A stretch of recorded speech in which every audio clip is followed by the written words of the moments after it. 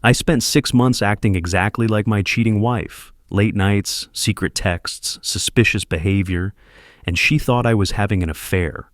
I wasn't.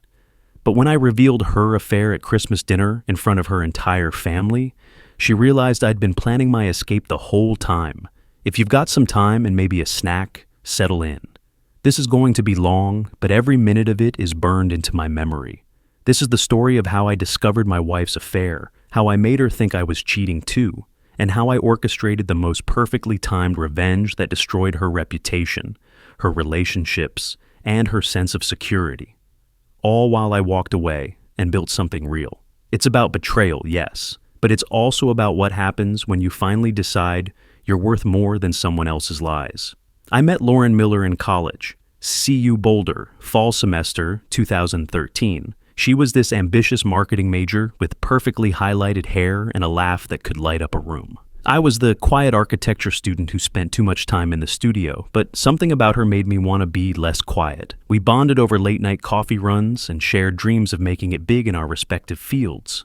She wanted to run her own agency someday. I wanted to design buildings that mattered. We dated through college, moved to Denver together after graduation, and got married in 2016. The wedding was everything Lauren wanted. Romantic venue in the mountains, 200 guests, a photographer who cost more than my first car. I didn't care about the details. I just wanted to marry her. By 2023, we looked like the definition of success. I'd worked my way up to senior architect at a respected firm in the downtown Denver. Lauren was killing it as a marketing consultant, pulling in clients left and right. We bought our dream house in Wash Park in 2019, one of those classic Denver neighborhoods with tree-lined streets and front porches. We were the couple everyone envied, dinner parties with other young professionals, matching gym memberships, that Instagram perfect life where everything looks easy and beautiful. Looking back now, I can see we were already drifting. But at the time, I just thought we were busy. We were both career-driven, both working late, both chasing that next promotion. Our sex life had declined from 3 times a week to maybe once. But I chalked it up to exhaustion. We were tired. We were stressed. This is what happens when you're building empires, right? I should have seen it then, but I didn't. In January 2023, Lauren joined a new gym, Elite Fitness, this trendy place downtown with expensive equipment and even more expensive trainers. She'd been complaining about our neighborhood gym, too crowded, not enough variety, the usual stuff. I encouraged her to upgrade. Hell, I even paid for a package of personal training sessions as a Valentine's gift. I thought I was being supportive. I thought I was being a good husband. The trainer's name was Tyler Wilson. February came and went. I got promoted to senior architect, something I'd been working toward for 3 years. Lauren was happy for me, or at least she seemed happy. We went out for a nice dinner. She posted about it on social media, all the right moves. But something was different. She seemed distracted. Her phone was suddenly face down on every surface. She started taking calls in the bathroom. When I'd walk into a room, she'd quickly close whatever was on her screen. I noticed, but I didn't want to be that guy. The suspicious husband, the insecure one who checks his wife's phone. So I ignored it. I told myself she was stressed about work. She was up for a promotion too. This was just a phase. March was worse. Our anniversary is March 15th. We'd been together 10 years, married 7. I'd made reservations at her favorite restaurant weeks in advance. I left work early, got flowers, the whole thing. She showed up 2 hours late. 2 hours. Her excuse was a client emergency, but she wouldn't look me in the eye when she said it. The flowers sat on the table wilting while I sipped whiskey and tried not to feel like an idiot. When she finally arrived, she gave me a gift that was clearly ordered from Amazon the day before. One of those generic best husband mugs. She'd given me handwritten letters in the past, planned surprise trips, actually put thought into it. This felt like an afterthought, like I was an afterthought. My friend Mike asked me about it a few weeks later. We were grabbing beers after work and he said, "You and Lauren good? She seems distant lately." I defended her immediately. "Just work stress, man. She's fine. We're fine." But his question stuck with me because deep down, I knew we weren't fine. The working late thing escalated. Lauren had always put in long hours, but by April, it was 3 or 4 nights a week. She'd text around 6 p.m.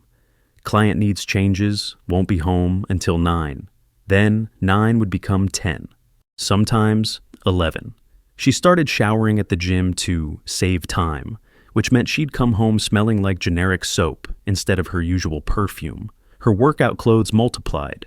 Expensive leggings, sports bras, matching sets in colors she'd never worn before. She was more put together than she'd been in years. I tried to talk to her, multiple times. Is everything okay? Are we okay? She'd get defensive immediately. Why don't you trust me? This is about your insecurity, David. I'm working hard. I'm trying to build my career. Why can't you support me? So, I backed off. I second-guessed myself. Maybe I was being paranoid. Maybe I was the problem. Maybe I needed to be more understanding, more supportive, less needy. If you've ever been gaslit, you know exactly how that feels. You start questioning your own reality. You start thinking you're crazy for noticing things that are right in front of you. Late April 2023. That's when everything changed. I had a project meeting that got canceled at the last minute. Client emergency on their end. I headed home early, around 4 p.m., figuring I'd surprise Lauren with takeout from her favorite Thai place. Maybe we could actually have dinner together for once. I pulled into our driveway and saw her car. Weird. She was supposed to be at the office until 7. I walked inside calling her name. No answer. I heard the shower running upstairs. Her gym bag was on our bedroom floor, unzipped. Not unusual. She was terrible about putting things away. But something made me look inside. There was a receipt, Residence Inn, downtown Denver, dated 3 days earlier, for a room, one night. My hands started shaking before I'd even processed what I was seeing. Under the receipt was a Victoria's Secret bag. I'd never seen the lingerie inside. Black lace. Definitely not something she'd worn for me in... I couldn't even remember how long. I stood there holding this evidence, and my brain was doing gymnastics trying to explain it away. Maybe it was for me. Maybe she was planning a surprise. Maybe the hotel receipt was from a client meeting that ran late and she needed to crash nearby. Then her phone buzzed on the nightstand. The screen lit up with a text notification. Can't wait for tomorrow. The contact name was saved as Tyler, PT. The room tilted. I'm not being dramatic. I literally felt dizzy. My heart was pounding so hard I could hear it in my ears. I sat down on the edge of the bed with her phone in my hand, and everything in my marriage suddenly made sense. The late nights, the new clothes, the distance, the defensiveness, the face-down phone. All of it. Lauren walked out of the bathroom in a towel, saw me sitting there, and froze. "You're home early," she said. Just that. Nothing about the phone in my hand or the look on my face. I should have confronted her right then. I should have held up the phone and demanded answers. But something stopped me. Survival instinct, maybe. Some deep part of my brain that said, if you blow this up now, you lose control of the situation. You need proof. You need a plan. So I said, yeah, meeting got canceled. I was thinking Thai food for dinner. She smiled, relaxed. Sounds perfect. Let me get dressed. I put her phone back on the nightstand and walked downstairs on autopilot. That's the moment my marriage ended. She just didn't know it yet. I called in sick the next day. Lauren left for work like normal, kissed me on the cheek, told me to feel better. The second her car pulled out of the driveway, I got to work. I spent 12 hours that day researching divorce laws in Colorado, how to prove infidelity, whether evidence matters in no-fault divorce states. It does for asset division. How to protect yourself financially, how to document everything. I found Reddit threads about betrayed spouses, forums about surviving infidelity, blog posts from divorce attorneys. I made notes, I started a timeline, and I made a decision. I wasn't going to confront her, not yet. I needed to know everything first. I needed irrefutable proof, because if I confronted her now with just a hotel receipt and a text message, she'd deny it. She'd gaslight me. She'd make me feel crazy. And then she'd just get better at hiding it. So I became a detective. First, her iPad. It synced with her phone through iCloud, something she'd set up years ago and forgotten about. While she was in the shower that evening, I grabbed the iPad from the living room and locked myself in the guest bathroom. iMessage was open. The conversation with Tyler, PT, went back months. February, right when she joined that gym. The early messages were flirty. Nothing explicit, but definitely crossing lines. You make working out fun. Can't wait for our next session. By March, they'd escalated. explicit photos, plans to meet, hotel confirmations. She was paying him $150 a week on Venmo, supposedly for training, but the message notes were things like, "for last night and worth every penny." I screenshot everything on my phone, every message, every photo, every Venmo payment. I created an encrypted folder and backed it up to the cloud. My hands were shaking so badly I could barely hold the phone steady, but I forced myself to be methodical. Evidence, documentation, facts. Her calendar told me everything I needed to know. She had PT appointments blocked 3 times a week. Every single one corresponded with charges on our joint credit card from the Residence Inn. She wasn't even trying to hide the financial trail. Why would she? I trusted her. I never checked. I wanted to vomit. I wanted to scream. I wanted to march downstairs and throw the iPad at her head. Instead, I flushed the toilet, washed my face, and went back downstairs. She was watching Netflix, scrolling through her phone, probably texting him. "Feeling better?" she asked, not looking up. "Yeah," I said, "much better." But I wasn't better. I spent the next week living in a nightmare I couldn't wake up from. During the day, I went to work and pretended everything was normal. At night, I came home and had dinner with my wife, and pretended I didn't know she was fucking her trainer 3 times a week. I smiled. I asked about her day. I listened to her talk about client projects while knowing every word was probably a lie. And I kept gathering evidence. I followed her. I know how that sounds, but I needed to see it. Tuesday, May 9th. She texted me at 6:30 p.m. "Late client meeting, home by 9. Love you." I borrowed Mike's car, she'd recognize mine, and parked across from her office building. At 6:45, she walked out, not toward any restaurant or client office, straight to her car. She drove to Elite Fitness. I watched her go inside. 45 minutes later, she walked out with him. Tyler, tall, muscular, covered in tattoos, everything I wasn't. They got into separate cars and drove in a convoy to the Residence Inn downtown. They parked next to each other. He put his hand on her lower back as they walked into the lobby together. She was laughing at something he said. She looked happy, more animated than I'd seen her in months. I sat in Mike's car for 2 hours in that parking lot. I didn't cry. I didn't rage. I just sat there, numb, watching the window where I knew they were together. At 10:15, they came out. He kissed her in the parking lot. Not a peck, a real kiss, the kind that made it clear this wasn't new. Then they got in their separate cars and left. She texted me, "Just leaving now. Client was demanding. Be home in 20. I drove back to Mike's house, switched cars, and got home before she did. I was pretending to be asleep when she slid into bed next to me, smelling like hotel soap and lies. The next morning, I called a divorce attorney. Sarah Martinez specialized in family law. She came highly recommended, and she didn't waste time with pleasantries. I walked into her office on May 12th with a folder full of printed evidence, screenshots, receipts, timeline, everything. I told her the whole story. She listened, took notes, and when I was done, she looked me in the eye and said, "You have a very strong case. Colorado is a no-fault divorce state, which means you don't need to prove adultery to end a marriage. But evidence of infidelity helps with asset division, especially when one party has been using marital funds to support the affair. Lauren had spent over $12,000 of our money on hotel rooms, gifts for Tyler, fancy dinners I wasn't invited to. That mattered. Sarah laid out my options. I could file for divorce immediately. I could separate our finances, protect my assets, and move forward with the legal process. It would take months. In Colorado, there's a mandatory waiting period after filing, but I'd be free. Or I could wait, gather more evidence, make sure she couldn't hide anything, or prepare a counterattack. How long should I wait? I asked. That's not a legal question, Sarah said. That's personal. When are you ready? I thought about that. When would I be ready? The truth was, I wasn't ready to just file papers and move on. That felt too easy, too clean.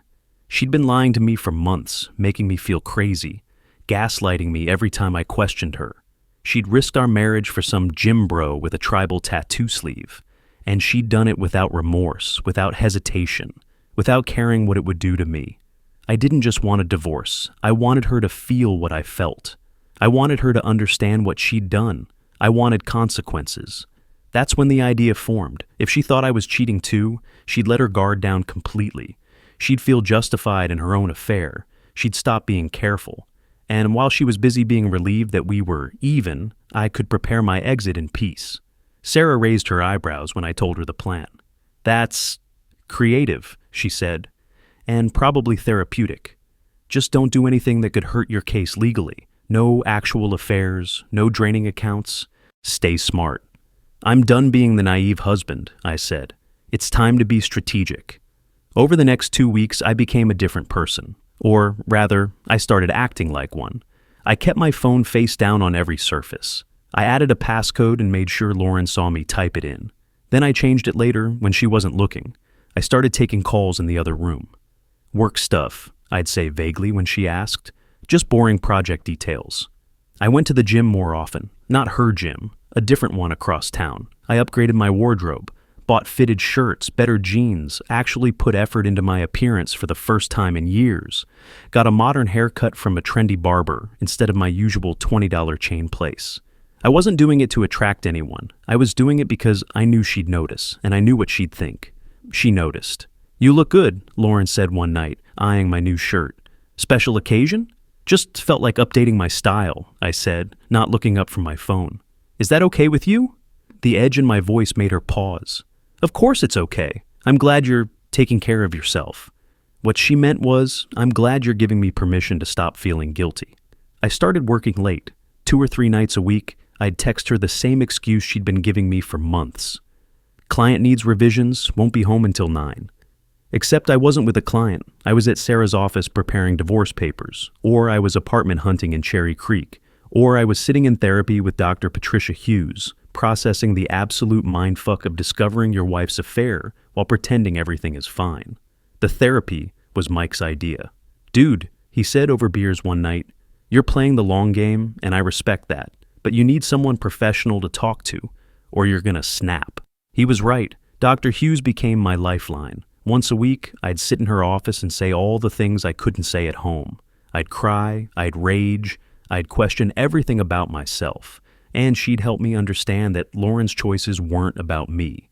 They were about her character, her values, her willingness to betray someone who loved her. "What you're doing," Dr. Hughes said one session. "It's not about revenge, it's about taking back control. You've been living in her reality for months, where you're the problem and she's the victim of your suspicion. Now you're creating your own reality, where you set the terms." I like that framing. Control, terms, boundaries. Meanwhile, Lauren was getting sloppy. She stopped hiding things as carefully. She'd leave her phone unlocked. She'd go entire weekends without accounting for her time. One Saturday in June, she said she was meeting her sister Amy for brunch, but I saw her Venmo payment to Tyler. "Thanks for this morning." And she started being nicer to me. Weirdly nice. She'd ask about my day with actual interest. She'd suggest we watch a movie together. She'd even initiated sex once, which I couldn't go through with, claiming I was exhausted. I think she felt relieved. If I was cheating too, then we were even. The guilt balanced out. She could breathe easier. I let her believe it. In July, I left a receipt from a nice restaurant in my jacket pocket. Not intentionally, or maybe subconsciously intentionally, I don't know. Lauren found it while doing laundry. "Who were you with at Rioja?" she asked that night, holding the receipt. Her voice had an edge. "Client dinner," I said casually. "The James Tower project. You were at the gym."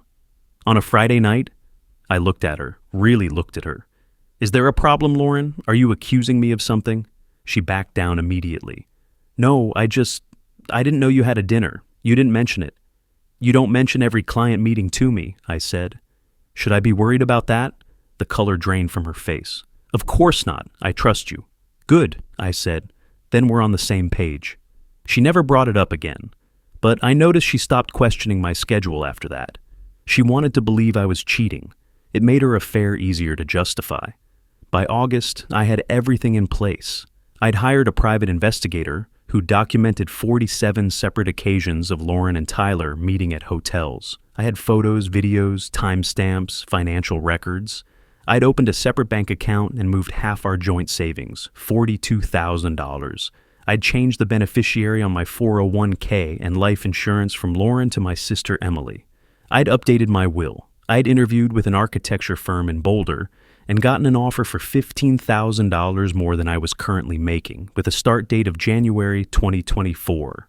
I'd signed a lease on a one-bedroom apartment in Cherry Creek, move-in date January 1st. I'd paid first, last, and deposit using money from my new account. Lauren knew none of this. She thought I was stressed about work. She thought maybe I was having an affair of my own. She didn't know I was building an exit strategy so thorough she'd never see it coming. September came. October. November. We existed in this strange liminal space where we were technically married but completely disconnected.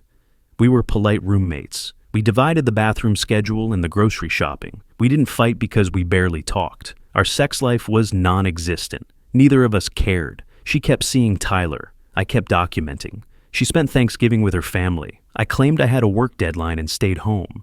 Really, I was at my new apartment, measuring windows for curtains and planning furniture layout. In early December, Lauren asked if her family could come to our house for Christmas like they did every year. Her parents, her siblings, her grandmother, the whole Miller family gathering in our living room, eating ham and exchanging gifts and pretending we were the perfect couple. "Sure," I said. "That sounds great." She looked relieved. "I'll plan the menu. Can you maybe put together a photo slideshow? You know how Grandma Helen loves those." "Absolutely," I said. "I'll make it special." I had no idea I was handing her the weapon she'd use to destroy me, or maybe she knew exactly what she was doing. Either way, I had my own plans for Christmas. December 15th, I met with Sarah one last time before the holidays. We reviewed everything. The evidence was overwhelming. The divorce papers were drafted and ready to file on December 26th. My exit was planned to the minute. All I had to do was survive one more week of living with someone who'd betrayed me so thoroughly I didn't recognize her anymore. "Are you sure about the timing?" Sarah asked. "Christmas is going to make you look harsh." "She chose to spend 10 months lying to me," I said, "including last Christmas, when we spent the whole day with my family and she was probably texting him from my parents' bathroom. I think I've earned the right to choose when this ends." Sarah nodded. "Just be prepared for fallout. Her family will be shocked. Some people will think you're cruel." "I'm not doing this to be cruel," I said. "I'm doing this so she can't rewrite history. Everyone needs to know the truth, all at once, before she can spin it." The slideshow took me 3 days to make. I created 2 versions. One was the fake, a normal year in review with photos from vacations, dinners, holidays, all the moments that looked happy on the surface. The other was the real one. Timeline of the affair, screenshots, hotel footage, financial records, evidence so thorough that no one could deny what had been happening. I saved both presentations on my laptop. I tested the wireless remote a dozen times. I planned what I'd say, which wasn't much. The evidence would speak for itself. Mike knew what I was planning. "Dude," he said the night before Christmas, "are you absolutely sure about this? There's no coming back from it."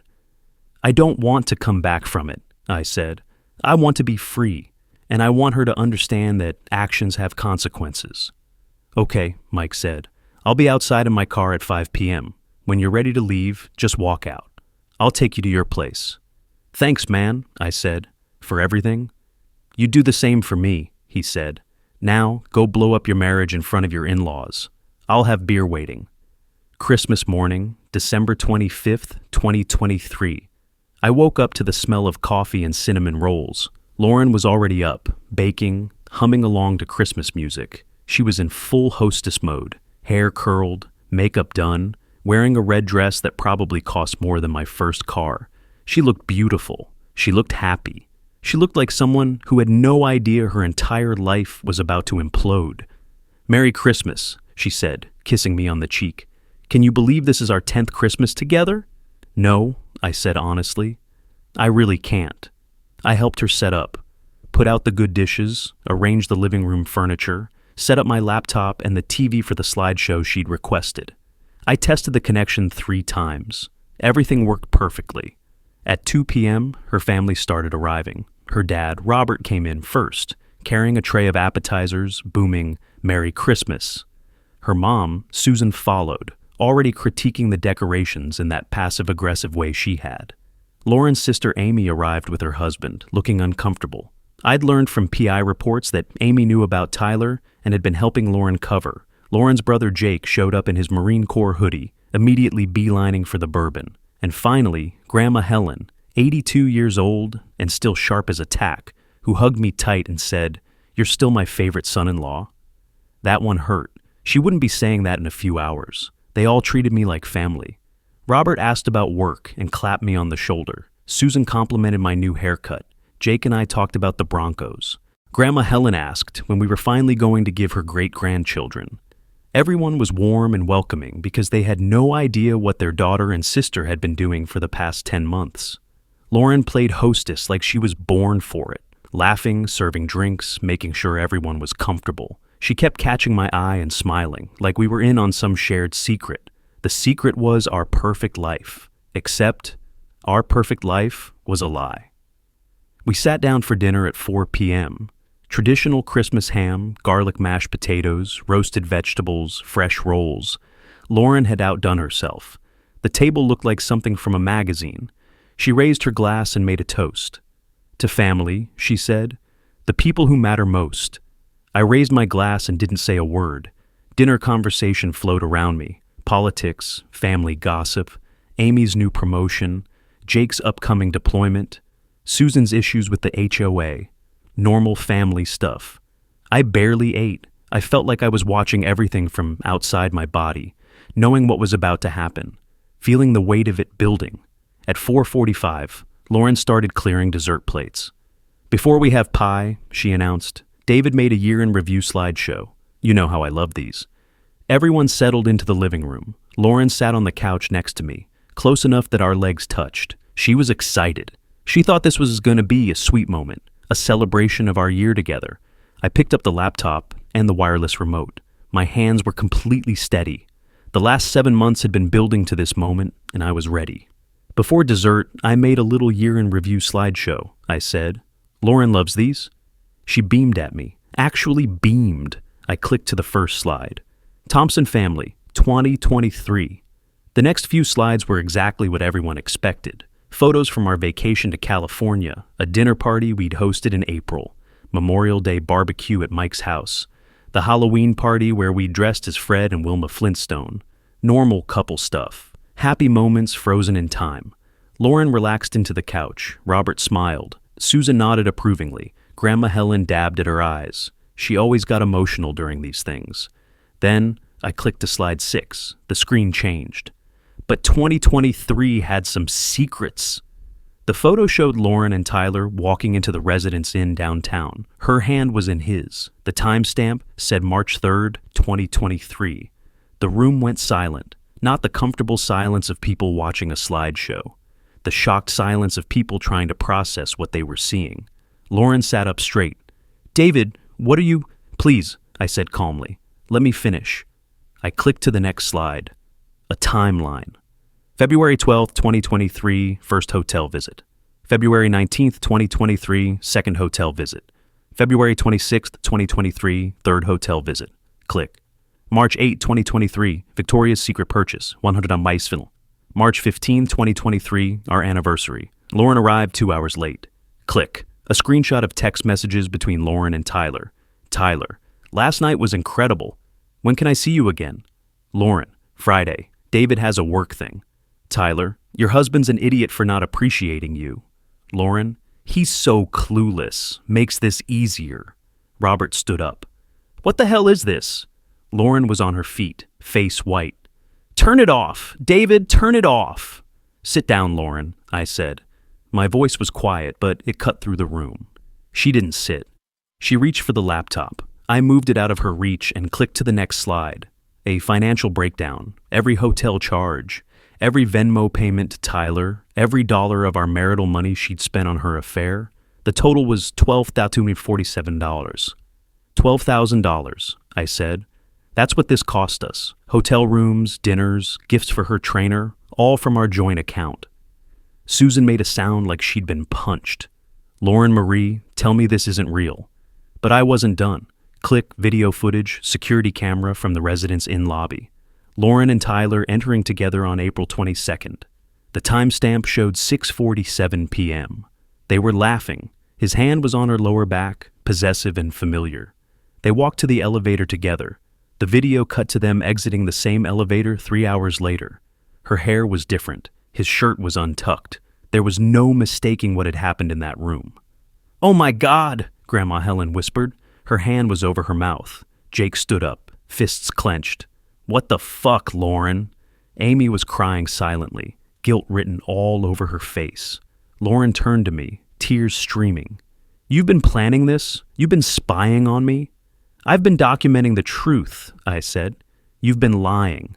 Click, more screenshots. Messages between Lauren and her sister Amy. Lauren to Amy. "I know I should feel guilty, but I don't. Tyler makes me feel alive.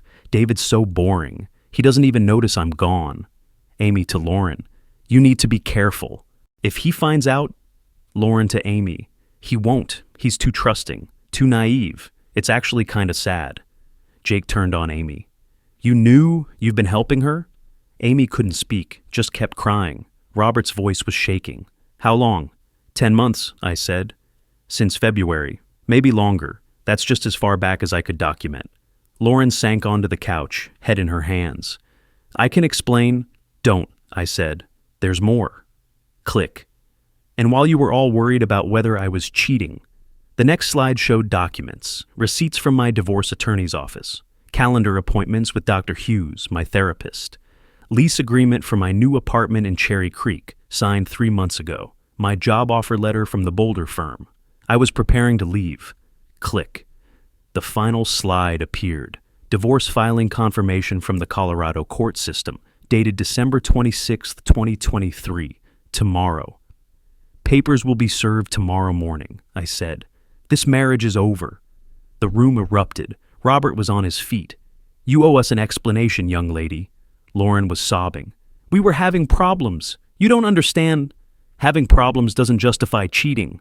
Susan's voice was sharp. "David has been nothing but good to you." Jake was pacing, furious. "You threw away a marriage for some gym bro? Are you fucking serious?" Amy tried to speak. "Mom, she was unhappy." "Don't you dare defend this," Jake cut her off. "Did you know the whole time?" Amy's silence was answer enough. "Jesus Christ, Amy," Jake said. "You helped her do this?" Grandma Helen was the only one not yelling. She was looking at me with the saddest expression I'd ever seen. "David," she said quietly, "I'm so sorry. You deserve so much better than this." That almost broke me. Almost. But I'd cried enough over the past 7 months. This moment wasn't about grief. It was about closure. Lauren turned to me, mascara running down her face. "Can we please talk privately, please?" "There's nothing to talk about," I said. "You made your choices. Every day for 10 months, you chose to lie to me.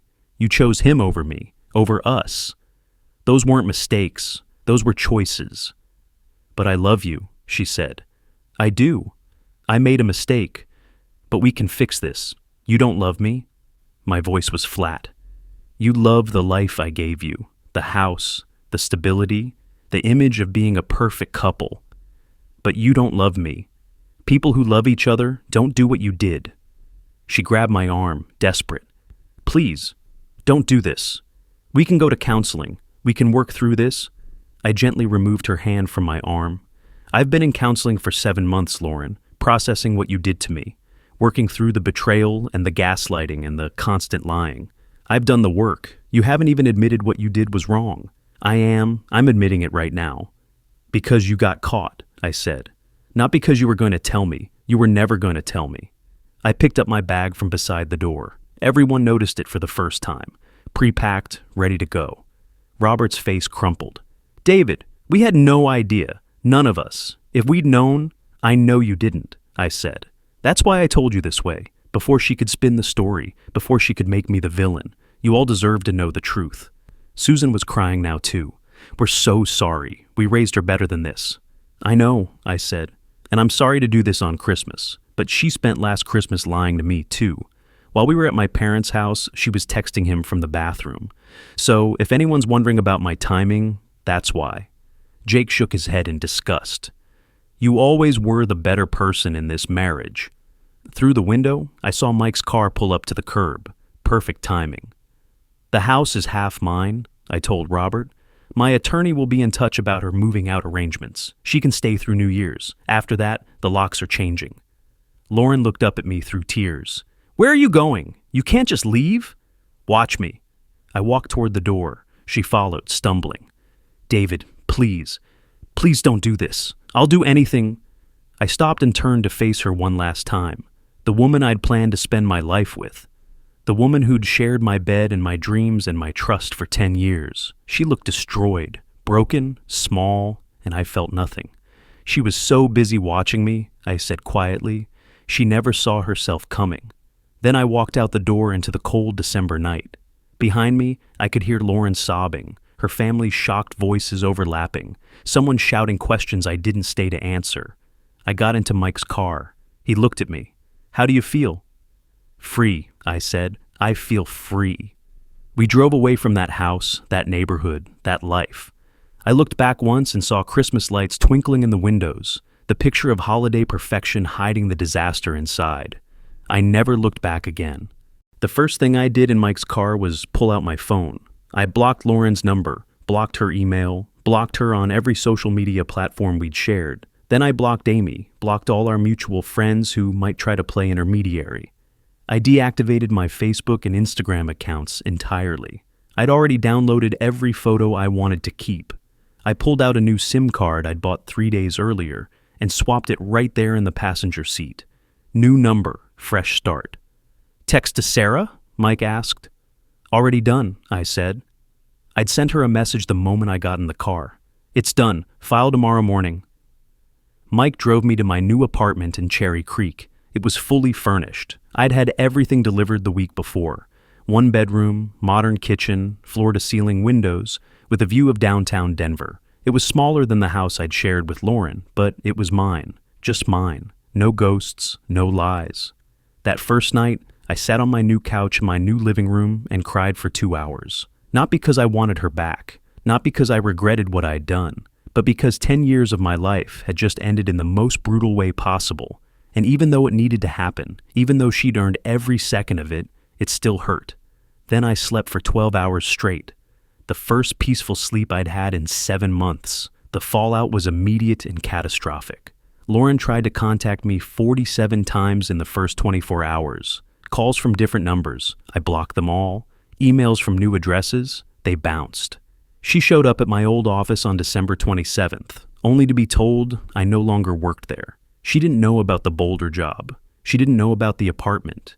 She didn't know anything because I'd planned every detail while she'd been too busy with Tyler to notice. The divorce papers were served December 26th as promised. She signed them on January 15th. There was no fight. Sarah had put together a settlement that was fair but firm. I got 60% of the house equity since I'd paid most of the mortgage, half the joint savings that was left, my full 401k, and she was responsible for paying back the $12,000 she'd spent on her affair. She agreed to everything. I think she was too ashamed to fight. But the legal consequences were just the beginning. Her family was destroyed. I heard through Mike, who heard through the grapevine, that Christmas night ended with Robert and Susan screaming at Lauren for hours. Jake didn't speak to her for 3 months. He'd called her a disgrace to the family and walked out. Grandma Helen sent me a card in early January. The message was simple. You were always my favorite. Find someone who deserves you. That card made me cry again. Amy faced her own reckoning. Her husband was furious that she'd hidden Lauren's affair. They went to marriage counseling, and from what I heard, it almost ended their marriage too. Amy tried to reach out to me once. A long email about how sorry she was, how she'd told Lauren to stop, how she never meant for it to go this far. I didn't respond. She'd made her choices too. The social circle implosion was swift and brutal. Lauren and I had shared a large friend group, young professional couples, college friends, work connections. When the story got out, and it got out fast because 3 of those couples had been at Christmas dinner via FaceTime, calling in from out of state, people had to choose sides. Most chose mine. I didn't ask them to. I didn't trash Lauren to anyone, but I'd told the truth first, with receipts, and that mattered. The group chat I was in with about 10 couples suddenly had messages like, always knew David was the better half of that marriage, and Lauren really fucked up. Several people reached out privately to offer support. One couple, Mark and Jen, invited me to their New Year's party and made a point to introduce me as our friend David, who's way too good for what he went through. Lauren's side of the story, when she finally tried to tell it, didn't hold up. She told people we'd been having problems, that I was distant, that she was unhappy. But everyone had seen the evidence. They knew about the 10 months of lies, the money, the texts mocking me. You can't spin that into a sympathetic narrative. She stopped showing up to social events, couldn't face people. Several mutual friends told me she dropped out of the group entirely. Tyler's life imploded even faster. Remember how I mentioned the PI had found Tyler's girlfriend, Kayla? On December 27th, the day after the papers were served, I had the PI send Kayla everything. Every photo of Tyler and Lauren, every hotel timestamp, every text message. But that wasn't all. The PI had been thorough. Tyler had been sleeping with at least 3 other clients at Elite Fitness. Married women, mostly. He had a type, successful, a little neglected, willing to pay for extra training sessions. Kayla didn't just dump Tyler. She called Elite Fitness corporate and filed an ethics complaint. She called the other wives, or at least the ones she could identify. She posted on Facebook, naming him, calling him out for being a serial cheater who preyed on vulnerable married women. Elite Fitness fired Tyler on January 3rd. Ethics violation? He'd been sleeping with clients and accepting payment for it, which crossed so many professional lines that his termination was immediate. His personal training certification was revoked. He was blacklisted from every major gym in Denver. By February, he was working at a car dealership and living with his parents. But the worst was yet to come for Lauren. I didn't find out about this until weeks later because I wasn't checking on her. Genuinely didn't care enough to look. But Mike, bless him, kept tabs through mutual friends and would update me occasionally. In late January, Lauren had what I can only describe as a complete breakdown. She'd moved into Amy's apartment after Christmas, couldn't afford to stay in our old house alone, and her parents didn't want her there. She was still working, but barely.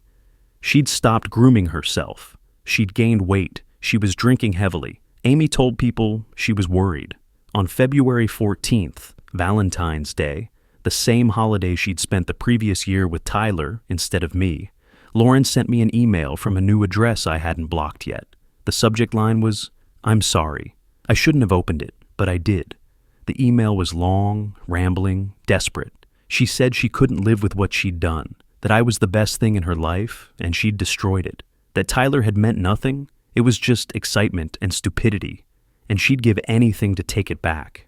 That she thought about me every day, wondered where I was, who I was with, if I hated her, and then at the end, "I don't want to be here anymore. You were everything, and now I have nothing." I closed the email and forwarded it to Sarah, my attorney. "FYI," I wrote, "keep this on record." I didn't respond to Lauren, but I did have a moment of genuine fear. Was she actually suicidal, or was she being manipulative? I didn't know anymore. I didn't know her at all. 2 days later, Mike called me. "Dude, did you hear about Lauren?" "No," I said. "What happened?" "She's in the hospital, psychiatric hold. Amy found her in the bathroom with pills." My stomach dropped. "Did she actually?" "No," Mike said quickly. "Amy got there in time. She didn't take them, but she was holding the bottle. Said she was thinking about it. They took her in for a 72-hour evaluation." I sat down heavily on my couch. My first thought was guilt. Did I do this? Did I push her too far? My second thought was anger at myself for feeling guilty. She'd done this. She'd made the choices that led here. I'd simply refused to let her get away with it, consequence-free. I called Dr. Hughes, emergency session. "Did I go too far?" I asked her. "No," she said firmly. "You set boundaries, you exposed truth, you protected yourself. What she does with her mental health now is her responsibility, not yours. You can't control how someone responds when they face consequences for their actions." "But what if she'd actually done it?" I asked. "What if she'd taken those pills?" "Then that would have been her choice," Dr. Hughes said, "not yours. You're not responsible for managing her emotions or her mental health. You were married to her, but you're not anymore. Her well-being is no longer your job." It took me weeks to internalize that, to really believe it, because here's the truth. Even after everything she'd done to me, some part of me still cared. Not because I wanted her back, but because we'd spent 10 years together, and you don't just turn off a decade of loving someone. But Dr. Hughes was right. I wasn't responsible for Lauren's choices anymore. Not her affair, not her breakdown, not her recovery. That didn't make it easier to hear about, though. Lauren spent a week in psychiatric care. She was diagnosed with severe depression and adjustment disorder. She started on medication and outpatient therapy. She moved back in with her parents because Amy's husband finally put his foot down. At 33 years old, Lauren was living in her childhood bedroom, working remotely, and trying to piece together a life that looked nothing like what she'd had before. I knew all of this not because I was checking on her, but because Denver's a small city, and people talk. Mutual friends would mention things. Mike would update me. My attorney Sarah would forward emails from Lauren's attorney about house sale details and asset division. By March, our old house had sold. The market was bad, and we lost equity, but it was done. Lauren took her share and moved into a small one-bedroom apartment in a less desirable part of town. I heard she deleted all her social media accounts, stopped going to social events entirely, became a ghost herself. The final decree of dissolution was finalized on April 15th, 2024, exactly 13 months after I'd found that hotel receipt in her gym bag. The marriage that had taken 10 years to build ended with a judge's signature and a court filing fee. I didn't feel anything, not relief, not sadness, just closure. And then I started living again. My new job in Boulder was everything I'd hoped it would be. The firm was smaller than my old one, more collaborative, more focused on meaningful projects instead of just profitable ones. In February, I'd been put on a project designing a community center for an underserved neighborhood. It was the kind of work I'd gotten into architecture to do, creating spaces that mattered, that would impact real people's lives. I thrived. By April, I'd been promoted to lead architect. My boss pulled me aside and said, "I don't know what happened in your personal life, but you showed up here focused and hungry. That matters." I'd also started rock climbing. Random, I know, but I'd been looking for a hobby that was completely new, something with no connection to my old life. There was a climbing gym 10 minutes from my apartment, and one Saturday in January, I just walked in and signed up for a beginner class. Turns out I loved it. The problem-solving aspect appealed to my architect brain. The physical challenge gave me a place to put all the anger and grief I'd been carrying. And the community was welcoming. People who didn't know my story, who just knew me as David, the guy who was getting pretty good at bouldering. That's where I met Emma, March 2024. I was working on a particularly difficult route, had fallen twice, and was about to try a third time when someone called out, "Your left foot needs to be higher. There's a hold you're missing." I looked over. A woman about my age, blonde ponytail, chalk dust on her hands, was pointing at the wall. "Where?" I asked. She came over and showed me. "Here, see? If you shift your weight, the next move gets easier." I tried it. She was right. I made it 3 moves further than I had before. "Thanks," I said, dropping down. "I'm David." "Emma," she said, "you're pretty good for someone who looks new to this." "Started in January," I said. "Needed a new hobby." "Fresh start?" she asked. "Something like that." We grabbed coffee after climbing, talked for 3 hours. She was an environmental engineer, had moved to Boulder for work 2 years earlier, loved hiking and climbing and anything outdoors. She was smart, funny, direct in a way that felt refreshing. No games, no hidden meanings, just honest conversation. I didn't tell her about Lauren that day, but I did tell her I was recently divorced. "Messy?" she asked. "Very," I said. "Want to talk about it?" "Not particularly." "Good," she said. "I hate when first conversations turn into therapy sessions about exes. Tell me about your job instead." So I did. And she told me about a project she was working on to clean up groundwater contamination in North Denver. We talked about design and engineering and how they intersected. We argued about the best pizza in Boulder. We discovered we both loved terrible reality TV shows and had strong opinions about the best way to cook scrambled eggs. It was easy, normal, light. We started climbing together regularly. Coffee turned into dinner. Dinner turned into hiking dates. By April, we were officially together, though neither of us had made a big deal about defining it. It just happened. Naturally. Emma eventually asked about my divorce. We were hiking in Rocky Mountain National Park, taking a break at an overlook, and she said, "You don't have to tell me if you don't want to, but I'd like to know what happened, if you're comfortable sharing. So I told her, not everything, that would have taken hours, but the core of it, that my ex-wife had cheated for 10 months, that I'd found out and documented everything, that I'd exposed her at Christmas and left, that it had been brutal and messy and I was still processing it. Emma listened without interrupting. When I finished, she was quiet for a moment. Then she said, "That took a lot of strength, not just the leaving part, the not confronting her immediately part, staying calm enough to protect yourself." "Some people think it was cruel," I said, "the Christmas thing. Some people prioritize the comfort of liars over the dignity of people who were betrayed," Emma said. "You didn't owe her a private, gentle breakup, not after what she did." I looked at her. "You really think that?" "I really think that," she said. "And for what it's worth, you seem like you've done the work to process it. You're not sitting here trash-talking her or obsessing over revenge. You're just living your life. That's healthy." That conversation was when I knew Emma was different. She didn't judge me for how I'd handled it. She didn't try to fix me or save me. She just accepted that I'd been through something hard and come out the other side. In May, she told me she loved me. We were at her apartment, cooking dinner together, and she just said it, casual. "I love you, by the way." I froze, wooden spoon in hand. I hadn't said those words to anyone since Lauren, hadn't even thought them. The idea of being that vulnerable again terrified me. But looking at Emma, this kind, honest, brilliant woman who'd shown me what healthy love looked like, I realized the words were true. "I love you too," I said. She smiled. "Good, now stop stirring that pasta before you turn it to mush." By July, Emma asked if I wanted to move in together, not into my apartment or hers, someplace new for both of us, someplace that was ours from the start. "Is it too fast?" I asked. "We've only been together 4 months. You're 35, she said. I'm 32. We're not kids. When you know, you know. But if you need more time, that's fine too." I thought about it for exactly 1 day. Then I said yes.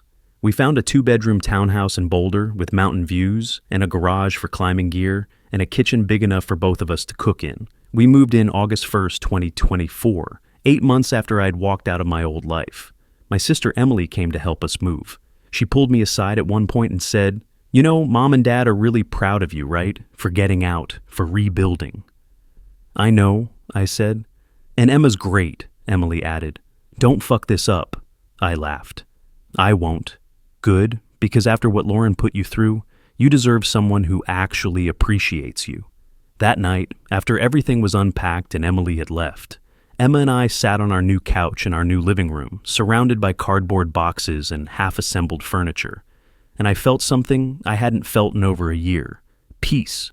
Not happiness exactly. Peace. The absence of anxiety. Of waiting for the other shoe to drop. Of wondering what was being hidden from me. Emma's phone sat face up on the coffee table. She knew all my passwords and I knew all hers, not because we checked them, but because we had nothing to hide. When she said she was working late, she was actually working late. When she went out with friends, she told me where and texted me updates because she wanted to, not because I asked. This was what healthy love looked like. And it was so different from what I'd had with Lauren that sometimes I couldn't believe I'd accepted so little for so long. Through all of this, I heard occasional updates about Lauren, not because I asked, but because Mike still had mutual friends who would mention things. By August, the picture was grim. She was still living alone in her small apartment, still working from home, though she'd been passed over for promotion twice. Still in therapy, still on medication, still isolated from most of her old social circle. She'd gained weight, stress eating probably, she'd cut her hair short. She didn't date, didn't go out. One friend told Mike she seemed like a shell of who she used to be. Tyler had completely disappeared from the Denver fitness scene. Last anyone heard, he was still working at a car dealership in Thornton. Still living with family, still single. His reputation never recovered. Too many people knew the story. Too many wives had compared notes. Amy and Lauren had reconciled somewhat, but the damage was done.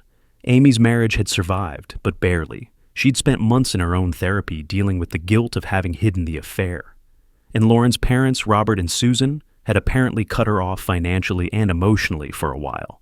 They'd felt so betrayed, not just by what Lauren had done to me, but by what she'd done to their family's reputation. In their traditional church-going community, Having a daughter who'd committed adultery and destroyed a marriage was a source of deep shame. I didn't feel satisfaction hearing any of this. I just felt nothing, like I was hearing about a stranger's life. Because in many ways, Lauren was a stranger now. The woman I'd married didn't exist anymore. Maybe she never had. Maybe I'd been in love with an idea of who she was, not who she actually was. By September, I'd stopped asking Mike for updates. I didn't care anymore, not in an angry way. I just genuinely didn't care what happened to Lauren or Tyler or any of that world I'd left behind. My life was full. I had work I loved, a partner who respected me, friends who valued me, a home that felt safe. I'd started therapy again, not trauma processing this time, but growth-focused work.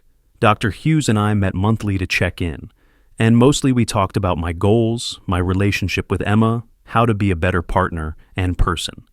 In October, I ran into Lauren's dad at a coffee shop in the downtown Denver. Pure coincidence. I was there for a work meeting. He was meeting someone for lunch. We saw each other across the room. He looked older than I remembered. Tired. He walked over to my table. "David," he said, Can I talk to you for a minute?" "Sure," I said, though every instinct told me to leave. He sat down. "I just wanted to say, Susan and I, we're sorry. For what Lauren did, for not seeing it sooner, for raising a daughter who could do that to someone like you." "You didn't do anything wrong, Robert," I said. "Lauren's choices are her own." "I know," he said, "but still, you were a good son-in-law. You deserved better." "I got better," I said. "I'm in a good place now." He smiled sadly. "I'm glad. Lauren's not." I didn't ask for details. I didn't want to know. "She asks about you sometimes," he continued. "Wonders if you're happy, if you've moved on. I never know what to tell her." "Tell her I hope she figures out her life," I said, "and that I've figured out mine." Robert nodded, stood up, shook my hand. "Take care of yourself, David. You too, Robert." He walked away, and I went back to my coffee and my work notes, and that was the last time I saw anyone from Lauren's family. November 2024, Thanksgiving weekend. Emma and I drove to Wyoming to meet her parents. I'd been nervous about it. Meeting the parents always feels significant, but her family was warm and welcoming and didn't ask invasive questions about my divorce. Her dad and I bonded over architecture and fly fishing. Her mom taught me her secret stuffing recipe. Her younger brother challenged me to a very competitive game of Monopoly that lasted 4 hours and ended in mutual respect. On the drive back to Boulder, Emma said, "They loved you, by the way. My mom texted me while you were loading the car. She said, and I quote, 'Marry this one.'" I laughed. "We've been together 8 months." "I know," she said, "but she's not wrong." I looked over at her. "Is this you saying—" "No," she said quickly. "I'm not proposing while you're driving on I-25. I'm just saying I could see it, eventually, if you could." I reached over and took her hand. I could see it too. She squeezed my hand and smiled, and we drove home through the Colorado mountains. And I thought about how far I'd come from that Christmas day when I'd walked away from my old life with nothing but a packed bag and a plan. I'd rebuilt, not just my life, but myself. I'd learned what I deserved. I'd learned what healthy love looked like. I'd learned that sometimes the kindest thing you can do for yourself is walk away, even when it hurts, even when it's brutal, even when other people think you're wrong. December 15th, 2024. Exactly 1 year since I'd finalized my revenge plan. Exactly 13 months since the Christmas reveal. I was in a completely different place. Different home, different job, different partner, different life. Emma and I were decorating our townhouse for Christmas. She'd bought an obscene amount of lights and garland, and I was on a ladder hanging things while she directed from below. "Higher," she said. "No, the other way. Perfect." "You know you're very bossy about holiday decorations," I said. "I prefer particular," she said. "Come down here for a second."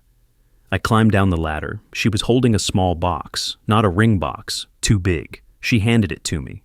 "What's this?" I asked. "Early Christmas present," she said. "Open it." Inside was a key, a house key, but not one I recognized. "What's this for?" I asked, confused. "Our house," she said. "The one we're buying, in Boulder. 3 bedrooms, big yard, perfect home office for you, and a shed I'm converting into a climbing wall. I put an offer in yesterday. It was accepted this morning. I stared at her. You bought us a house? We're buying a house, she corrected. Together, equal investment. But I wanted it to be a surprise. We can't move in until February, but surprise. We're homeowners. I kissed her. Hard. You're insane, I said. I love you. I love you too, she said. And I know this year has been a lot for you. A year ago, you were walking away from a marriage and a home and everything you'd built. I wanted you to know that you're building something new now, with me, something real and healthy and permanent. I held her close, looking around our temporary townhouse with its cheerful lights and lived-in mess, and thought about the fact that this time last year, I was in the darkest place of my life, and now I was here, with someone who saw me clearly and loved me anyway. Thank you, I said, for all of this, for being patient with me, for not running when I told you my story. Your ex-wife was an idiot, Emma said simply. Her loss, my gain. That night, after we finished decorating and ordered pizza and settled onto the couch to watch a Christmas movie, Emma fell asleep with her head on my shoulder. I sat there in the glow of the tree lights, and I thought about Lauren. I wondered where she was, if she was alone or with family, if she was still in therapy, still on medication, still struggling. I wondered if she thought about that Christmas day, about the moment her life had imploded in front of everyone she loved. I wondered if she'd learned anything from it, if she'd grown, if she'd figured out why she'd done what she did. And then I realized I didn't actually care, not in a cruel way. I just didn't. She was part of my past, and my past had shaped me, but it didn't define me anymore. I looked down at Emma, sleeping peacefully, trusting me completely, giving me the kind of love I'd thought didn't exist. And I looked around our home, temporary but ours, and I thought about the new house we'd be moving into in 2 months, the life we were building together, the future that felt bright instead of heavy. She was so busy watching me, she never saw herself coming. But I did, and now I was free. Mike called me on Christmas Eve. Hey man, he said, just wanted to check in. I know this time of year might be weird for you. I'm good, I said. Really good, actually. You sound it, he said. Emma, treating you right? Better than right, I said. We bought a house. Holy shit, Mike said. That's amazing. I'm happy for you, brother. You deserve it. Thanks for everything, I said. For being there that day. For all of it. That's what friends do, Mike said. Hey, random question. Did you hear Lauren tried to reach out to you? My stomach tightened. What? When? Last week, she emailed your sister Emily, asking if you'd be willing to talk. Emily shut it down hard, told her you'd moved on and she needed to respect that. But I thought you should know. I took a breath. What did she want? Closure, I guess, to apologize. Emily didn't get details. I don't need her apology, I said. I got my closure last Christmas. That's what Emily told her, Mike said. Just wanted you to know in case she tries another avenue. She won't, I said. Emily's protective, and I changed my number, blocked everything. She has no way to reach me. Good, Mike said. Fuck her. You've got Emma now. You've got a good life. Don't let her mess with your head. She can't, I said. Not anymore. We hung up, and I told Emma about the call. She was quiet for a moment, then said, Do you want to talk to her? No, I said immediately. What would be the point? So she can feel better about what she did? So she can apologize and move on with a clear conscience? That's not my job. Her guilt is her problem. Good, Emma said, because you don't owe her anything. You already gave her 10 years. She doesn't get any more of your time. Christmas Day 2024 was nothing like Christmas Day 2023. Emma and I slept in, made a huge breakfast, opened presents in our pajamas. Her parents called via FaceTime. My sister Emily came over for dinner. We played board games and laughed, and it was easy and warm and uncomplicated. At one point, Emily pulled me aside. Lauren tried to reach me again, she said. Yesterday, I didn't tell you because I didn't want to ruin Christmas. Mike told me, I said. It's fine. She was pretty desperate, Emily said. Saying she's changed, she's in therapy, she just wants 5 minutes to apologize properly. I told her no. Was that okay? That was perfect, I said. I don't need her apology. I don't need anything from her. Emily studied my face. You really are over it, aren't you? Completely, I said. I spent a year processing it, rebuilding, learning who I am without her. I'm not angry anymore. I'm just done. Good, Emily said, because Emma's great, and you look happier than I've seen you in years. She was right. I was happy, not the manic, prove I'm fine happiness I'd forced in the early months. Real happiness. The kind that comes from knowing yourself, being with someone who values you, and building a life you're proud of. Later that night, Emma and I were sitting on our couch, full from dinner, lights twinkling, and she said, "Can I ask you something?" "Anything," I said. "Do you regret how you handled it? The Christmas reveal, the ghosting, all of it?" I thought about it, really thought about it. "No," I said finally. "Some people think I was cruel. Maybe I was. But she lied to me every single day for 10 months. She gaslit me. She spent our money on hotels with another man. She talked about how clueless I was to her friends and family. She didn't respect me or our marriage." "So you showed her that actions have consequences," Emma said. "Exactly," I said. "Could I have handled it differently?" "Sure. I could have confronted her privately, filed quietly, told her family one-on-one. But why? So she could control the narrative? So she could paint me as the bad guy who didn't forgive her mistake? So she could make me look paranoid or jealous?" "You took away her power to spin the story," Emma said. "I did," I said. "And yeah, maybe the hospital thing made me question myself. That haunted me for a while. But Dr. Hughes was right. I'm not responsible for how she handles consequences. I set boundaries. I protected myself. Those were healthy things." "They were," Emma agreed. "And look where you are now. You're thriving. You're happy. You're with someone who treats you right. That's what matters." I pulled her closer. "You know what's crazy? A year ago, I genuinely thought I'd never trust anyone again. Never love anyone again. I thought Lauren had broken something in me permanently. But she didn't," Emma said. "She didn't," I confirmed. "She taught me what I won't tolerate, what I deserve, what red flags look like, and that made me better at recognizing what healthy love looks like when I found it." Emma kissed me softly. "For what it's worth, I'm glad you found it." "Me too," I said. We sat there in comfortable silence, and I thought about how I used to look at wedding photos of Lauren and me and wonder what went wrong. When did she stop loving me? When did I become boring? What could I have done differently? Now I knew the answer: nothing. It wasn't about me.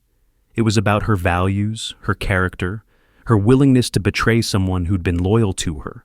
I could have been more exciting, more attentive, more present, and she still would have cheated, because the problem wasn't that I was insufficient.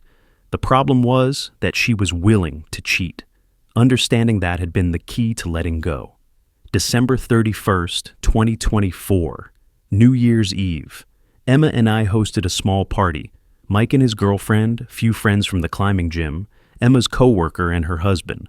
Nothing crazy, just good people, good food, good conversation. At 11:55 p.m., Mike pulled me onto the balcony. 5 minutes to midnight, he said. "Time for the annual check-in. How's your head?" "Clear," I said. "Really clear." "No Lauren ghosts haunting you tonight?" he asked. "None," I said. I literally haven't thought about her in weeks. Emma mentioned that Lauren tried to reach out through Emily, and I felt nothing. Not anger, not curiosity, just nothing. "That's good, man," Mike said. "That's really good." "You know what's weird?" I said. "I don't even hate her anymore. I just feel sad for her. She threw away something real for something cheap. And now she's alone, dealing with consequences she earned, and I'm here with someone amazing. That's not revenge. That's just natural consequences." "Karma's a bitch," Mike said. "Karma's just reality," I said. "People who make selfish choices end up alone. People who value loyalty and honesty end up with people like Emma." Inside, someone started counting down. 10, 9, 8. "You gonna propose soon?" Mike asked. I smiled. "Maybe, when it's right. We're buying a house together. That's a pretty big commitment already." "Don't wait too long," Mike said. "That's a good woman in there." "I know," I said. 3, 2, 1. "Happy New Year." Emma found me on the balcony, kissed me as midnight struck, and said, "New year, new house, new adventures." "Sounds perfect," I said. And it was. I'm writing this now in March 2025, 15 months since the Christmas reveal. Emma and I moved into our new house in February. 3 bedrooms, big yard, home office that overlooks the mountains. She converted the shed into a climbing wall like she promised, and I spend weekends designing upgrades while she tackles increasingly difficult routes.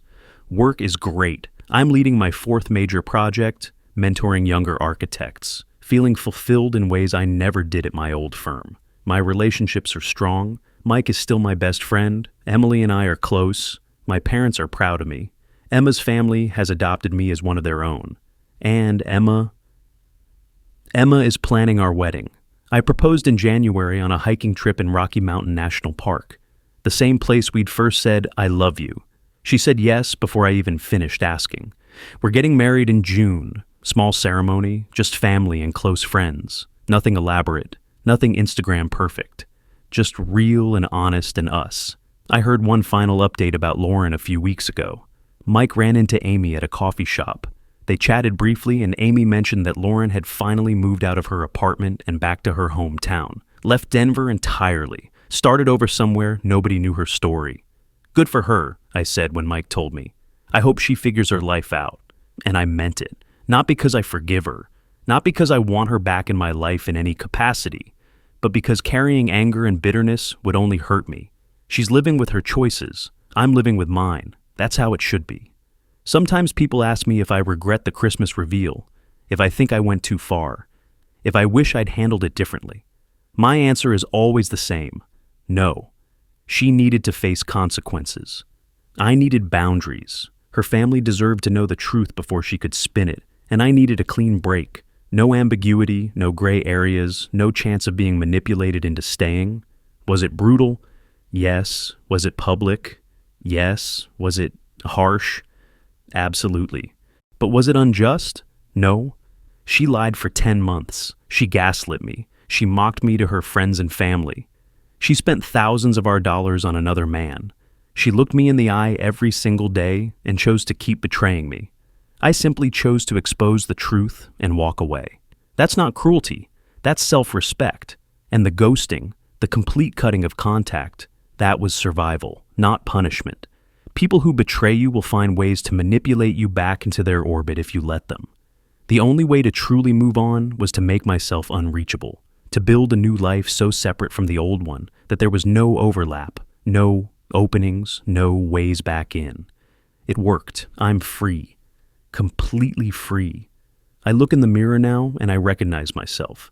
Not the naive husband who ignored red flags. Not the broken man who discovered his wife's affair. Not the angry strategist planning revenge. Just me. David Thompson. 36 years old. Architect, rock climber, partner to an incredible woman, future husband. Future father, maybe, if we decide that's right for us.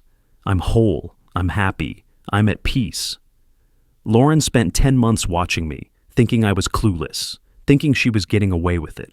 She was so busy congratulating herself on how well she was hiding her affair that she never saw me building my escape. She never saw me documenting, planning, preparing. She was so busy watching me, she never saw herself coming. But I did, and now I'm free, and that's the end of it. That's my story. 10 years of marriage, 10 months of betrayal, 7 months of planning, and one explosive Christmas reveal that ended everything, followed by 15 months of healing, rebuilding, and finding real love. If you're going through something similar, if you're the person who found the hotel receipt or the text messages or the lies, here's what I want you to know. You deserve better.